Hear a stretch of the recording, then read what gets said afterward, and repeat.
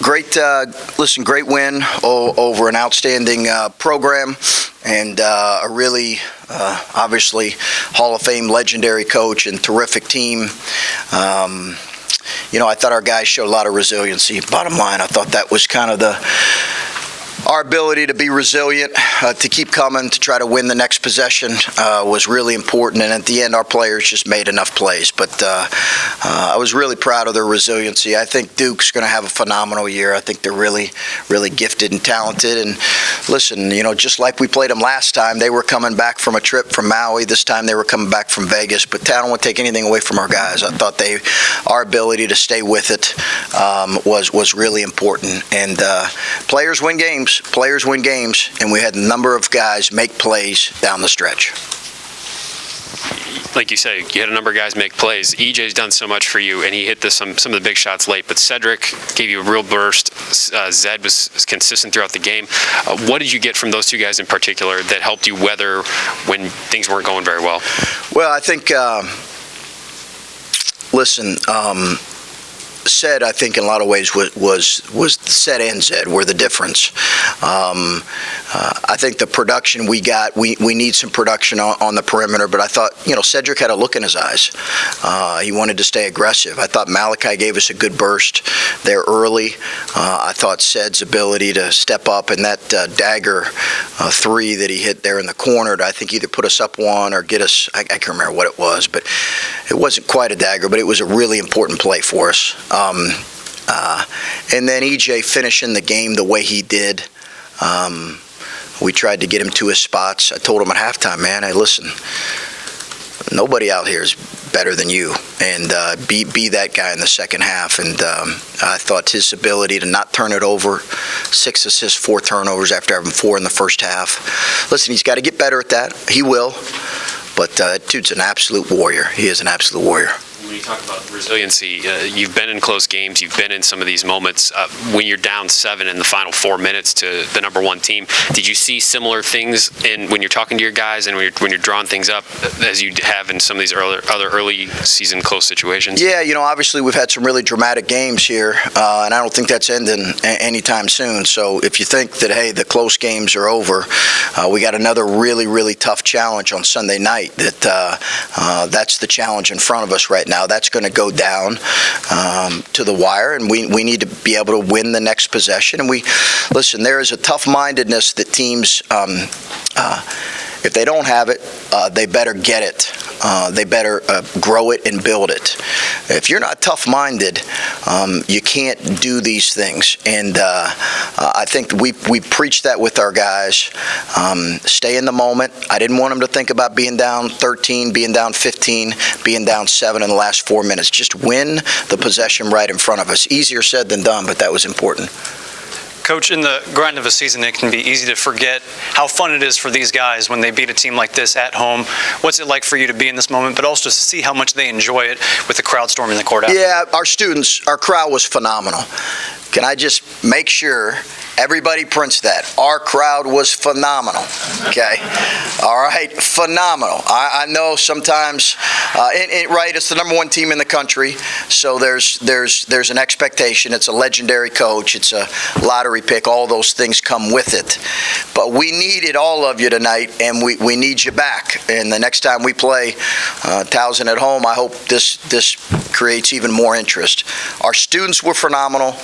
It's a great win in the sense that you feel really good for your players to enjoy that. What's it like for you to see that reaction from them? They're 18, 19-year-old kids, just to see them with other students, because they are students, and go through that with them today. My first thing was I wanted Duke to get off. I wanted to make sure they were safe. But listen, I hope the students enjoy it well into the morning. Safely, but well into the morning, all right? I think that it was great to see our players. If you were in Florida with us, you saw how disappointed we were after that. We played really well. We played really well in stretches in both games, but, gave up a lead there against Florida, and it was the difference. We got a number of folks that want questions. Let's try to limit it to one. We'll try to get out of here before the sun up. Chris, said kind of comes out of nowhere, at least in our. How satisfying is it a coach to see a guy do that? And does it surprise you at all when that happens, when a guy gets in a zone? I mean, he just kind of took over.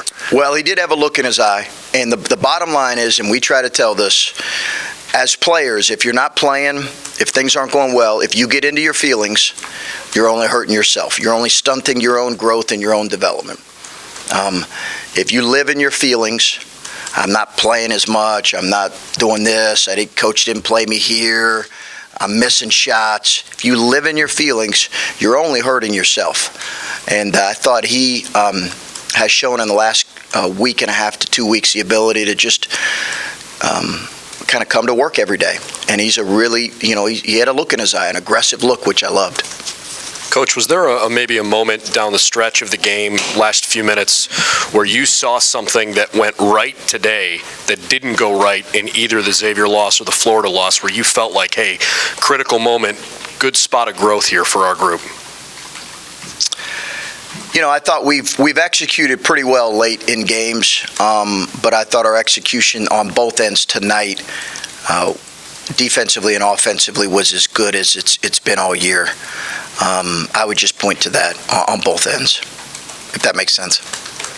You had a chance to score 11 points at the free throw line in the last 6 minutes of the first half. I knew you were going to bring that up. You scored 3. Thank you. I'm glad I lived up to your expectations. I looked over, actually. I'm sitting across, the front, God bless her, in the front row. Late in the second half right now, after we miss whatever free throw, and I just saw her as the ball clanged off go, and I thought, yeah, I agree. It was frustrating. But the guys relaxed, and Zed made a couple big ones there late. But what I was getting at was your talk earlier about being tough-minded. You had that period, and then you had a 4-possession stretch in the second half where they weren't scoring, and you went empty 4 in a row, and EJ never got a shot in that stretch. How do you stay tough-minded when you were really not that in 2 what could have been consequential points of the game? Yeah, I thought we didn't play with great poise offensively in that stretch. That was my frustration with that. I just didn't think we played with great poise offensively in that sequence of 4 shots where we held them scoreless, and that's where we have to get a little bit better. We just didn't play with good poise or purpose on the offensive end. We did really well late, but we didn't then. Chris, I know you're big on players win games. You said that already. But you've now beaten a number 1 team here twice, going back to Michigan State. What is it that you and your staff are able to do in these big games like this to get these wins and kind of take credit for yourself and the staff a little bit? I appreciate you saying that. I just think you're you want your group to be really aggressive. I think there's an aggressiveness that's required in games like this, and the ability to be resilient and not flinch. I remember the same thing when we were at Butler and we played Villanova. There was in some ways a game like this where it was kind of back and forth. This one was different because in the games that we played like that, I didn't feel like we ever really had a hold of this until the final buzzer. But I think that's just there's an aggressiveness required and a resiliency when you're playing teams like this.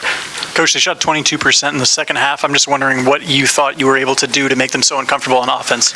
Yeah, I think Jake Diebler's done a good job with kind of scheming, and bottom line is we had to guard the ball better.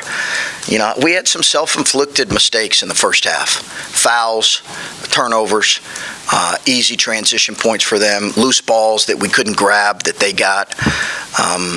But give them credit. They are phenomenal. Coach K puts them in great position. They attack you. But I just thought they played against a set defense more in the second half. Chris, of all the things that Zed did well tonight, I thought he had two kind of really key closeouts there. Late couple possessions. He played almost 30 minutes. I guess to still have the energy there and the awareness to make those plays, is that sort of indicative of the growth you wanted to see from him this year? Yeah, he's getting better. He's getting better. And all those people that have clamoring for us to have a center, please, he's a young kid who is growing. He is a center. He's 6'8". He's a little bit shorter than Terrence Stiles, but he has 7'1" wingspan. He could score in the low post. He's got to get more fit, but he can be a load down there. He's got to get better. He's got to pass out of certain situations better. But I thought playing 30 minutes speaks to his fitness level. He's in the best shape. His body composition's the best it's been. Chris, this may be too big of a big picture of a question, but this is your first game against Coach K, right? Yes. Coaching against him. Just given how the last 6 months have gone here, some of the guys that you're going to rely on later in the season are really young. Yeah. It's Coach K. It's #1 team in the country. All that stuff. For you as a coach for this program, what does this kind of do for a program who's trying to really take that next step and getting that confidence in some of these young guys? I'd have to think about it. You're talking kind of really, which I understand and appreciate the question, and kind of a 30,000-foot view of what this game means. And it's Wednesday, so I'm just trying to get ready for Penn State. I'm just trying to get ready for Penn State. I'm going to go recruiting tomorrow, and I'm going to do cleanup, and I'm going to watch Penn State. I do think it was important for us to your point, to beat a team of this caliber. I thought it was important when we did that against Seton Hall. But the energy around this game, it's hard to minimize how important that is for your school, for your students, and certainly it validates some of the things we've been preaching to our guys about being resilient and tough-minded. Nice suit, by the way. Thank you. Appreciate it. Thank you. Chris, Cedric mentioned that there were a couple of things coming into tonight about Duke schematically, player-wise, that you thought you might be able to attack. What were some of those, and what were the things that you were most successful at attacking? Yeah, you know what? We didn't know we were going to get as much single coverage in the low post, so we changed a little bit. I thought we were a little too tentative in the first half offensively, to be honest with you, and that's my fault. But I thought we could run our offense. We could get some good looks. Their length and disruption is really impressive. But once the game went on, we felt like we could get the ball in the low post. They were really giving EJ a lot of attention, and I felt like that created some opportunities for Zed. This is a group that hasn't played, 8 games together this year, and came in without a lot of experience playing together. Do these moments, whether it was tonight, Akron, Seton Hall, do these moments kind of unite a team? Do they make a team grow faster? I don't know what your perspective is on that. I'm sure. I think tough losses do that with the right group. I think tough losses galvanize your group. You got to find a team you lose with first. We've always said that. I think tough losses prove and can galvanize your group. But certainly a moment like this can bring a group closer together. It can reinforce some of the things we've talked about, especially when you have a lead like they had. Chris, to follow up on Zed, he's a guy that when he's making plays, he seems like he brings a lot of energy to his teammates, a lot of energy to the crowd. How big is that when you have a guy that really seems to just naturally bring a lot of energy to the people around him? I love his energy. I'd wish he'd run harder and transition when he's raising the roof. That's my biggest frustration with that, because he can get beat down the floor as he's raising the roof. I think you run faster when your hands are down, but I love his energy.